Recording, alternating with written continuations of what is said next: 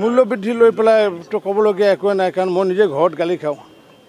সপ্তাহত দুদিনমান ঘৰত মই নিজে গালি খাওঁ, আৰু গালি খালেও উপায় নাই। এতিয়া ঘৰৰ মানুহৰ এতিয়া মানে নুবুজে, কিন্তু ঘৰৰ মানুহক এইটোৱে বুজাইছোঁ যে মূল্যবৃদ্ধি অকল অসমতে হোৱা নাই, সমগ্ৰ ভাৰতবৰ্ষতে হৈছে, সমগ্ৰ বিশ্বত হৈছে। কিন্তু সমগ্ৰ ভাৰতবৰ্ষৰ আমাৰ 55খন আমাৰ 56খন আমাৰ নগৰ আছে, আৰু আপোনালোকে সন্ধিয়া 6 বজাত দেখিব মিনিষ্ট্ৰি অফ কনজিউমাৰ এফেয়াৰ্ছে এখন তালিকা উলিয়াই 56খন নগৰৰ সামগ্ৰীৰ দাম কিমান, খুচুৰানো কিমান, পাইকাৰী কিমান, সদায় আমাৰ নেশ্যনেল ইনফৰ্মেটিক চেণ্টাৰত অনলাইনত গ'লে আপোনালোকে সদায় সেই তালিকাখন পাব। সেই তালিকাখন যদি আপোনালোকে চেক কৰি চায়, তেতিয়া দেখিব যে গুৱাহাটীৰ বজাৰত বা নগাঁও বজাৰত অন্য বহু ভাৰতবৰ্ষৰ নগৰতকৈ এতিয়াও বহু কম হৈ আছে। কিন্তু মই সেই বুলি এইটো কোৱা নাই যে আমাৰ ইয়াতে দাম বৃদ্ধি হোৱা নাই, দাম বৃদ্ধি হৈছে, কিন্তু দাম বৃদ্ধিটো হৈছে সমগ্ৰ ভাৰতবৰ্ষতে।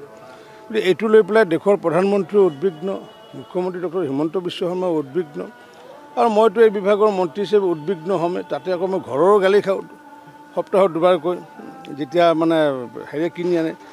কেতিয়াবা আকৌ এনেও গালি খাওঁ, পাচলি কিনিবলৈ যায় ঘৰৰ পৰা আহি মোকে গালিটো পাৰে। মইতো পাচলি বিভাগৰ মন্ত্ৰীও নহয় মই, বা সেইটো ফুড এণ্ড চিভিল চাপ্লাই বিভাগত নপৰে। আকৌ মই আকৌ ঘৈণীক কওঁ বা ল'ৰা ছোৱালীক কওঁ যে কৰি খা, ঘৰত কৰি খা। আজি একো নাই কাৰণে ঘৰতে মই বকফুল ছিঙিছোঁ, ছিঙি পেলাই আহোঁতে মই বৰা খাই পেলাই আহিছোঁ।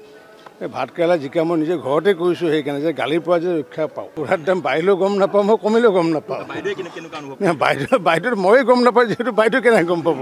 কাৰণ পেপাৰত বা সংবাদ মাধ্যমত মানে দেখিছোঁ, কিন্তু এই বিষয়টো মই এতিয়াও সোমাব পৰা নাই। কাৰণ কিয় এই কেনেকৈনো অনলাইন ট্ৰেডিং হয়, কাৰণ আমিতো ইমান দিনে এই অনলাইন ট্ৰেডিঙত আমিতো মানে সোমোৱা নাই, দেখাও নাই, প্ৰেক্টিছো হোৱা নাই। আগে পিছে বিভিন্ন চিট ফাণ্ড আছিলে বিভিন্ন ধৰণৰ, সেইবোৰ দেখিছিলোঁ।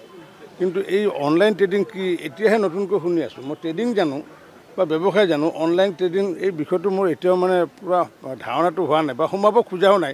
কাৰণ ভুলতে যদি কিবা কাৰণত যদি তাৰ ভিতৰত সোমাই পৰোঁ, তেতিয়াহ'লে আকৌ মানে আজি নহয় 5 বছৰ পিছত পুনৰ হ'ব পাৰে এই অনলাইন ট্ৰেডিং। গতিকে নিশ্চিত ওপৰত আইনৰ গণ্ডিত যি ব্যৱস্থা ল'ব লগা আছে নিশ্চিত ওপৰত ল'ব, আৰু চৰকাৰে এই বিষয় লৈ পেলাই ইতিমধ্যে প্ৰতিক্ৰিয়া ব্যক্ত কৰিছে যে যিসকলে এই বিষয়ত জড়িত আছে প্ৰত্যেককে এটা এটাকৈ আগন্তুক দিনত অসমত বহু পইচা ঘূৰি আহিব, যিবোৰ পইচা গুচি গৈছিলে অসমৰ পৰা, সেইবোৰ অসমত পুনৰ ঘূৰি আহিব বুলি মই দৃঢ় বিশ্বাসী। মূল্য বৃদ্ধি লৈ পেলাই তো ক'বলগীয়া একোৱে নাই, কাৰণ মই নিজে ঘৰত গালি খাওঁ। সপ্তাহত দুদিনমান ঘৰত মই নিজে গালি খাওঁ, আৰু গালি খালেও উপায় নাই। এতিয়া ঘৰৰ মানুহৰ এতিয়া মানে নুবুজে, কিন্তু ঘৰৰ মানুহক এইটোৱে বুজাইছোঁ যে মূল্যবৃদ্ধি অকল অসমতে হোৱা নাই, সমগ্ৰ ভাৰতবৰ্ষতে হৈছে, সমগ্ৰ বিশ্বত হৈছে। কিন্তু সমগ্ৰ ভাৰতবৰ্ষৰ আমাৰ 55খন আমাৰ 56খন আমাৰ নগৰ আছে, আৰু আপোনালোকে সন্ধিয়া 6 বজাত দেখিব মিনিষ্ট্ৰি অফ কনজিউমাৰ এফেয়াৰ্ছে এখন তালিকা উলিয়াই 56খন নগৰৰ সামগ্ৰীৰ দাম কিমান, খুচুৰানো কিমান, পাইকাৰী কিমান, সদায় আমাৰ নেশ্যনেল ইনফৰ্মেটিক চেণ্টাৰত অনলাইনত গ'লে আপোনালোকে সদায় সেই তালিকাখন পাব। সেই তালিকাখন যদি আপোনালোকে চেক কৰি চায়, তেতিয়া দেখিব যে গুৱাহাটীৰ বজাৰত বা নগাঁও বজাৰত অন্য বহু ভাৰতবৰ্ষৰ নগৰতকৈ এতিয়াও বহু কম হৈ আছে। কিন্তু মই সেই বুলি এইটো কোৱা নাই যে আমাৰ ইয়াতে দাম বৃদ্ধি হোৱা নাই, দাম বৃদ্ধি হৈছে, কিন্তু দাম বৃদ্ধিটো হৈছে সমগ্ৰ ভাৰতবৰ্ষতে। কিন্তু এইটো লৈ পেলাই দেশৰ প্ৰধানমন্ত্ৰীও উদ্বিগ্ন, মুখ্যমন্ত্ৰী ডক্টৰ হিমন্ত বিশ্ব শৰ্মাও উদ্বিগ্ন, আৰু মইতো এই বিভাগৰ মন্ত্ৰী হিচাপে উদ্বিগ্ন হ'মেই। তাতে আকৌ মই ঘৰৰো গালি খাওঁ সপ্তাহত দুবাৰকৈ, যেতিয়া মানে কিনি আনে। কেতিয়াবা আকৌ এনেও গালি খাওঁ, পাচলি কিনিবলৈ যায় ঘৰৰ পৰা আহি মোকে গালিটো পাৰে।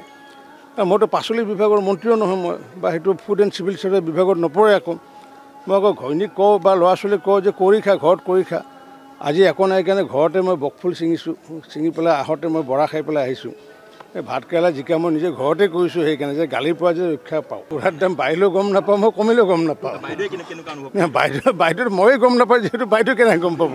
কাৰণ পেপাৰত বা সংবাদ মাধ্যমত মানে দেখিছোঁ, কিন্তু এই বিষয়টো মই এতিয়াও সোমাব পৰা নাই। কাৰণ কিয় এই কেনেকৈনো অনলাইন ট্ৰেডিং হয়, কাৰণ আমিতো ইমান দিনে এই অনলাইন ট্ৰেডিঙত আমিতো মানে সোমোৱা নাই, দেখাও নাই, প্ৰেক্টিছো হোৱা নাই। আগে পিছে বিভিন্ন চিট ফাণ্ড আছিলে বিভিন্ন ধৰণৰ, সেইবোৰ দেখিছিলোঁ।